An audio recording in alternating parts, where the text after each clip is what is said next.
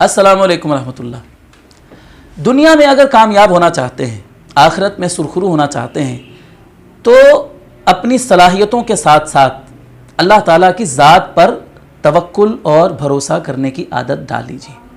देखें, दुनिया में बहुत सारे लोग बड़े ज़हीन होते हैं लेकिन फिर भी वो कामयाब नहीं होते। बहुत सारे लोगों के पास बड़ी सलाहियतें होती हैं लेकिन फिर भी वो नाकाम होते हैं। ऐसे लोग भी दुनिया में मौजूद हैं कि जिनके पास दौलत बड़ी होती है लेकिन ज़िंदगी का सुकून और चैन उनके पास नहीं होता है। बाज़ लोगों के अंदर बड़ी काबिलियत और अहलियत होती है लेकिन वो फिर भी कुछ कर नहीं पाते सारी ज़िंदगी। इसका मतलब बिल्कुल साफ और वाज़ेह है कि ऐसे लोग अपनी सलाहियतों पर नाज करते हैं, अपनी दौलत पर उनको मान होता है, अपनी काबिलियत पर उनको नाज और फ़ख्र होता है और वो अल्लाह ताला की ज़ात को भूल जाते हैं। तो एक मुसलमान होने की हैसियत से हमने अपनी सलाहियतों को भी बरूए कार लाना है। अल्लाह ताला की तरफ से जो माल हमें अता हुआ है उसको भी खर्च करना है, उसको काम में लाना है।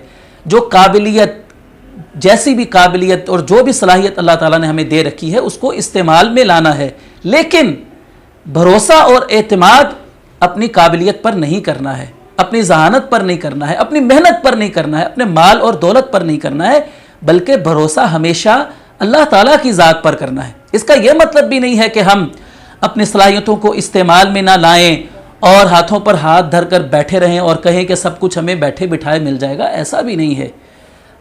अल्लाह ताला ही राज़िक है, वो रिज़्क अता फरमाने वाला है, लेकिन रोज़ी हासिल करने के लिए उसने हमें हाथ पाँव भी दिए हैं और शऊर भी दिया है।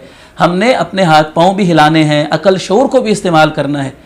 हम बीमार हो जाते हैं तो शिफा देने वाला तो अल्लाह ताला ही है, लेकिन हमने इलाज मुआवजा भी करना है, कोई दवा दारू भी करना है, लेकिन भरोसा दवा दारू पर नहीं करना है, भरोसा अल्लाह ताला की ज़ात पर करना है।